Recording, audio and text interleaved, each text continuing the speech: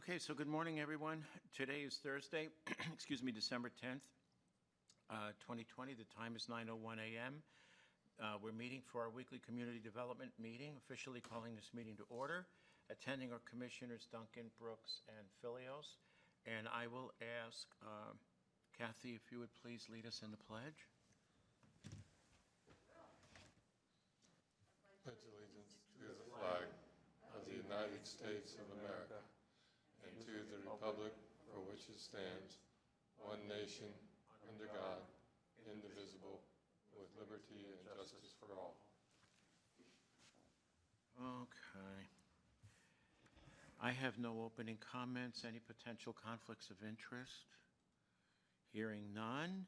Okay, so this is actually a public hearing, and it is case number ORA, which stands for Ordinance Amendment 20-0006, regarding the Kootenai County Building Code Ordinance, currently codified at Title 7, Chapter 1 of the Kootenai County Code as follows. I'm not going to read it all, but Director Callahan, I'll turn it over to you. Thank you, Mr. Chairman. Good morning, everyone. In your electronic packet, you have the ordinance itself, Right. which Pat and Chief Billing Official John Mills have worked through. Pardon me. And you notice that it merely updates from the old previous codes to the new codes, which the state law requires that we adopt if we are going to have building codes. So this is not optional on our part. We have to do the things that you see listed there. And with some few exceptions that Pat can explain, where we have the ability to augment, and you read that into the actual portion of the ordinance. And that's really and truly all there is to it. This is and should be a routine adoption that everyone in the state does, that if they have building codes. And we have to do it before January 1st. I just have a couple questions on a couple different pages. Page 5. So how much of it is us, and then how much of it is the actual building code? So, for instance, the actual building code under 202 definitions, they've changed it to what is here in the document? Is that my understanding? Are you looking at 12 or fewer children? No, the definition of agricultural building. And it says replace with the following. So are we replacing the 2018 version, or are we replacing this gets us to the 2018 version, or this is our? I believe this is our definition. Pat, would you agree? You're muted, Pat. I don't think yeah. He's muted. Pat, you're muted. Can't hear you. There he is. There, yeah, that is our definition, and it's based on Idaho law. Okay. You can see it references 63-604. Right, but the equine stuff, that's, you can't be considered agricultural if it's just for horses?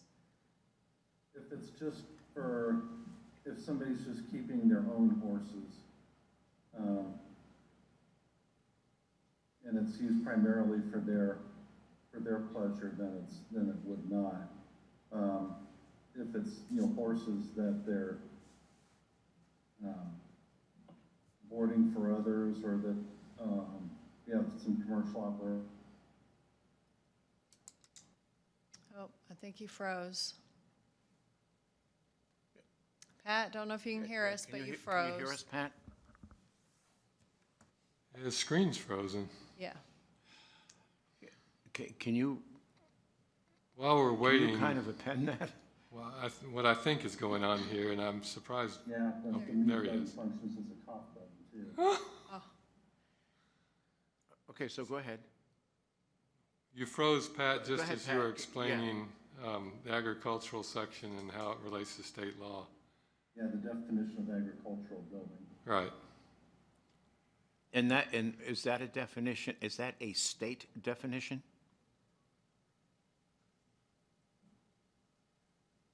I don't know. Well, it's a definition. I don't know if it's a state definition, but it's a definition we've had for a long time. Oh, and it- okay. And as I mentioned, it does tie it back to state law. Okay, okay.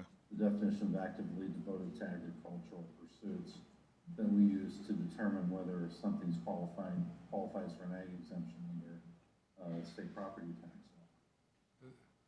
law. You get that? That's really the main reason why this is identified that way, is so you don't have to actually pull a building permit, because it's an exempt building under state law. Except if it's just for your own personal horses. Right. Right, right. Okay, so there's, on page 9, R1012.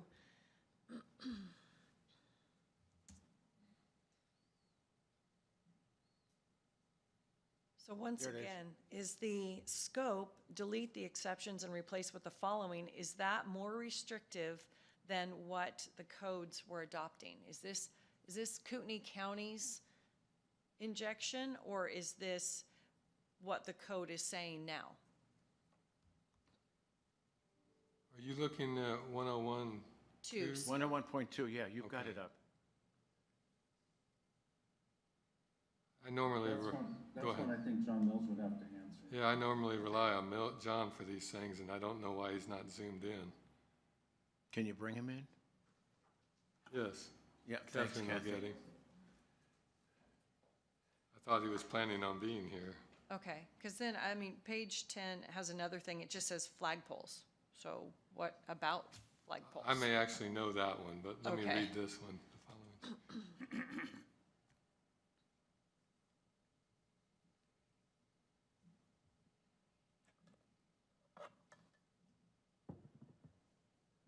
What I can say is those are facilities that if we didn't have them in there, they'd have to comply with the requirements of the International Building Code as opposed to the International Residential Code. And because although they're commercial, they're more residential in nature, it makes sense for them to come under the International Residential Code. Okay, so then this is a less restrictive section. It may well be. Okay, Now, let's get John to weigh in on that Versus one. the I ICC, think that's yeah, the okay. case.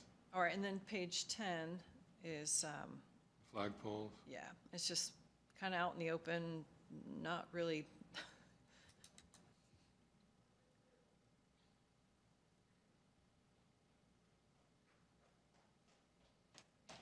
Oh, that's just an exemption.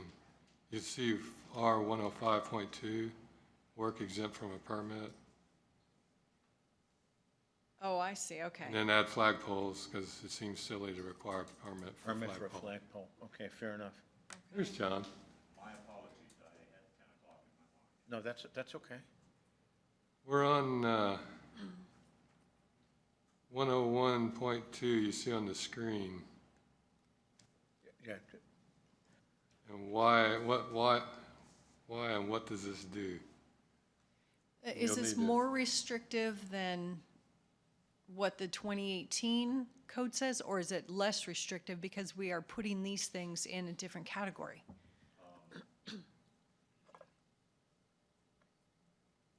is it on? If not, Able to that pull one it up. is. Yeah, you can just sit down and, yeah. This particular change was to coincide with state adoption. Okay, It is a slight change to what the model code says, but it is as adopted by the state. So again, we don't have a choice. so are there any sections in here that Kootenai County is adopting more restrictive than the 2018 state adopted codes? Yes. Okay, One that I can think of off the top of my head is the requirement for 5H type X gypboard for the house garage separation wall. okay, The model code took that out of the code.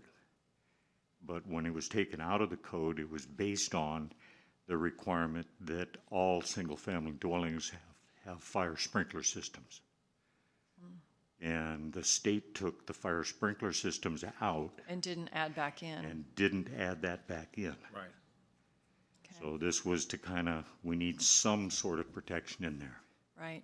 So here's my issue, and unfortunately, I didn't get into it until it was too late. I understand the requirement legally to adopt the codes, but because I am not able to see what Kootenai County has adopted as more restrictive than what the 2018 codes are, I can't approve this. You know, had I recognized this earlier in the week or last week, then I would have asked for, you know, can you please just show me what Kootenai County's adopting that's more restrictive? So that's kind of where I'm at. We have the underlined.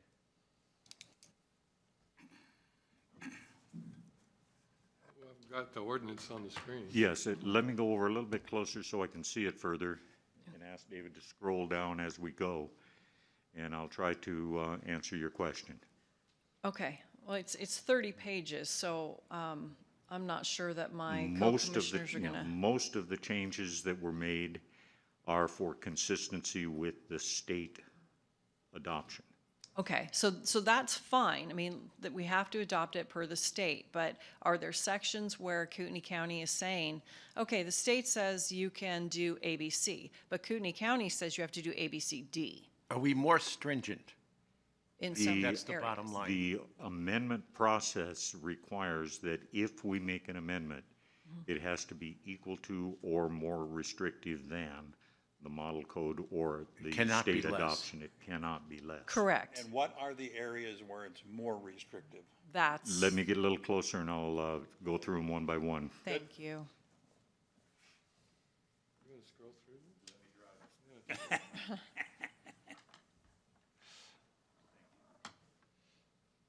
Scooch up to that mic too, or scooch the mic up to you.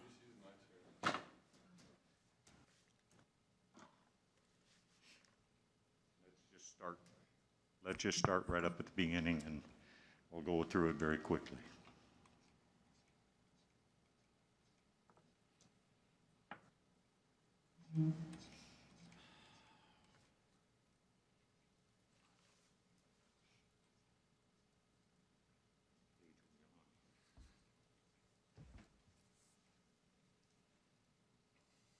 Here, the changes were strictly for the addition identification to the 2018 codes.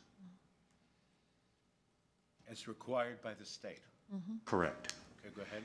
I added the swimming pool and spa code because these, all the swimming pool requirements were taken out of the residential code and the commercial code and referred to the new swimming pool and spa code. So is it more of an administrative change as to where it's placed? It has to do with consistency of the publication of the code. The requirements for swimming pools are no longer contained in the residential code or in the full building code. And everything went to the swimming pool and spa code. Okay, but okay, so we've never adopted the swimming pool and spa code before then? So this Until is new. 2015, it did not exist. Gotcha, okay. All right, that's fine. Yep, thank you.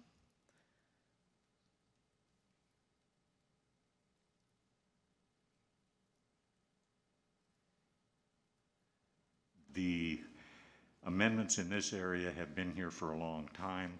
They're more administrative to bring it into consistency with the way that we operate on that end of it and for to provide clarity in what the code language actually is.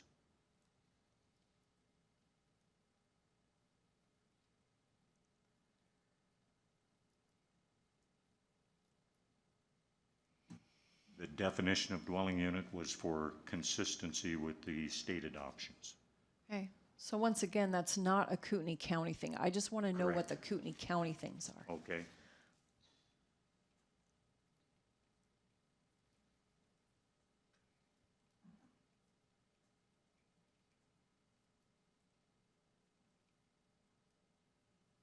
John, I have a question. On, if you would, Mr. Chairman. Yeah, go right ahead, Pat. I noticed, and we just went past this section, but the section on firewalls, I believe requires a thicker gypsum board than than the, at least the model code. I don't know, is that something the state did, or is that something we did? That is, the model code allows half-inch gypboard, standard gypboard, for the house garage separation. As I explained, the elimination of the fire sprinkler systems basically took away any protection whatsoever between the garage, which is where a very high percentage of home fires originate, and the dwelling unit. And the deletion of that was based on the addition of fire sprinkler systems into all single-family dwellings, which the state did delete. Sure, I'm fine with that. Okay. Yeah, I was just asking if that was a state or a county thing. I know that the legislature took that out, the sprinkling requirement out. The model code has, this area here has to do with the use of prescriptive reinforcement in concrete. The model code has numerous conditions for that.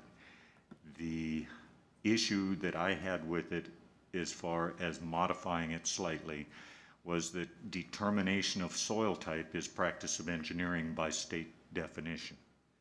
And rather than have anyone who wanted to do a foundation go to an engineer to determine the soil type on every project, we developed, and this has been in existence for a long time, a prescriptive reinforcement for foundation systems that they could use in lieu of getting an engineered design.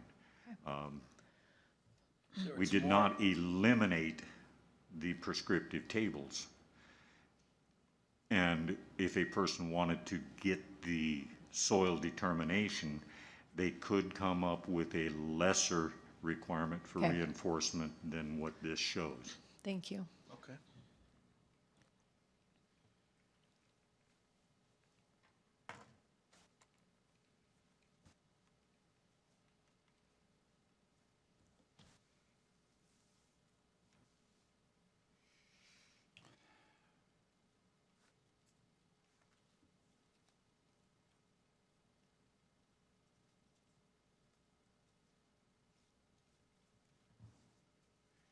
The flood damage prevention, the model code has numerous sections in it dealing with the flood protection.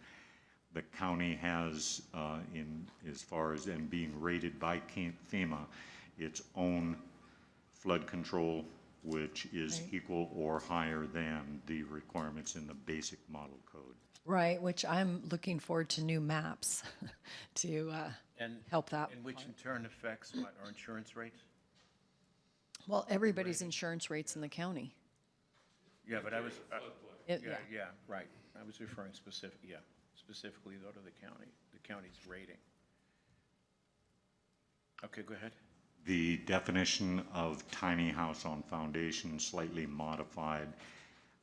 The 2018 code has the tiny house actually in the appendix of the code itself, and the only change we put on here was to stipulate foundation for this aspect as far as separation from a tiny house that is considered a recreational vehicle versus a tiny house that is a Permanent permanent for residence. living Permanent structure. residence. Okay.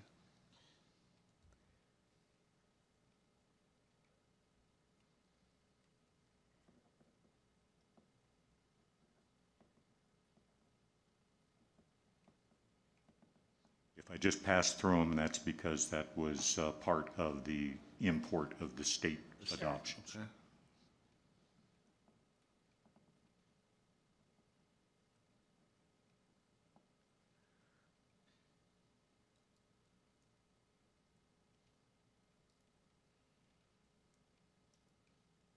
Halfway through.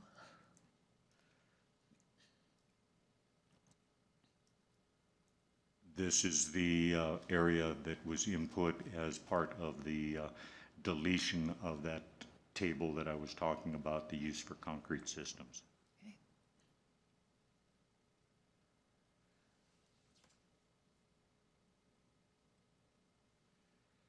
This clarified the requirements, making it more understandable. It is slightly more restrictive than the model code, but it gives a little bit more options as to where they can get the information.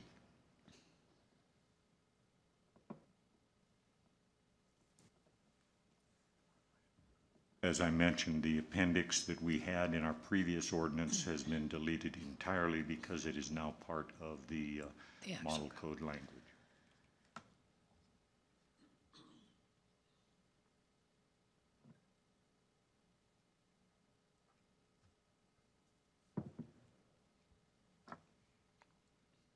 All of the changes in the energy code adoption proposed is for consistency with the state adoptions. They did significant changes on the energy codes. I'm glad that they at least put it all in one code addition and then changes, instead of as in the past where they had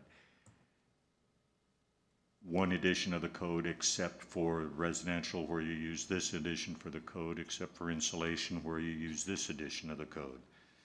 And that got so confusing for everybody.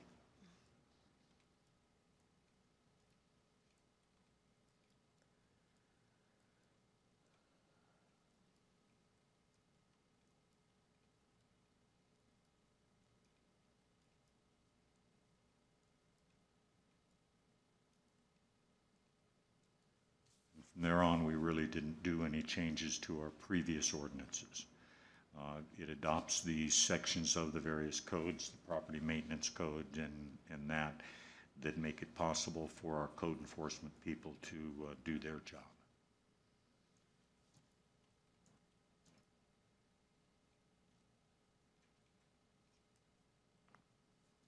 And that concludes the changes. Okay.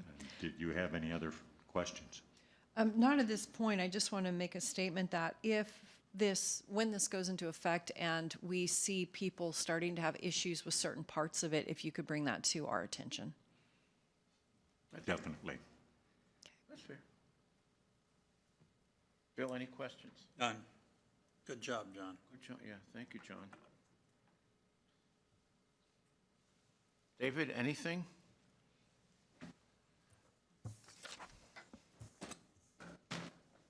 Those of us that get to sit and watch, this looks easy. I will tell you, it's not. Oh, I'm I reading through believe it. It's that. not easy. The codes that John and his staff work Oh, with, you can't. You're not on the mic. You're not on the mic. Sorry. the codes that John and his staff work with, when you put them all together, are literally a foot deep. It's among the reasons why all of our code staff are certified by the ICC, International Council of Codes.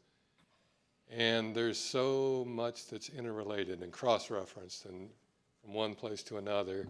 And just to get to this point takes a considerable degree of not only knowledge, but earnest effort, both on John's part and on Pat Braden's part. So we should be thankful for them. Absolutely. How often does this occur? Is this every other year, David, basically? Every 3 years. Every 3 years. The state, Every three, John? right. And that's Idaho. Different states do it Different differently. states do it differently. Okay, fair enough. Okay, I move that we end the public hearing and enter into deliberations. I second the motion. Aye. Aye. aye. Entering into deliberations, thoughts? So I am going to go ahead and approve this. However, it's in protest of state law. Okay, So the motion is to approve with protest. Well, no, it doesn't have to be part of my motion. We're Okay. deliberating, so I'm just telling. oh, okay, fair enough. That's good, it's okay. Bill, any thoughts? Yeah, I would support state law and like to see this adopted as soon as possible. Yeah, thank you for the work that you've done. I'm fine with it as well. Again, what we see, and this goes back to my family's observations, and not just the observations that occur going out and viewing a property, but those that occur, for example, when we deal with lenders and the requirements that they have. And it's always a challenge, or it always presents difficulty when you look at a code and look at it as potentially more restrictive. But then when you see where the corners get cut, you begin to get another perspective on it. So I'm generally fine with it. I understand Leslie's objection, or concern, excuse me, and that is that it does happen. Sometimes we get overly restrictive, but on the other hand, I also have an opportunity, and I'm sure, John, you do, to see some of the abuses, so I'm fine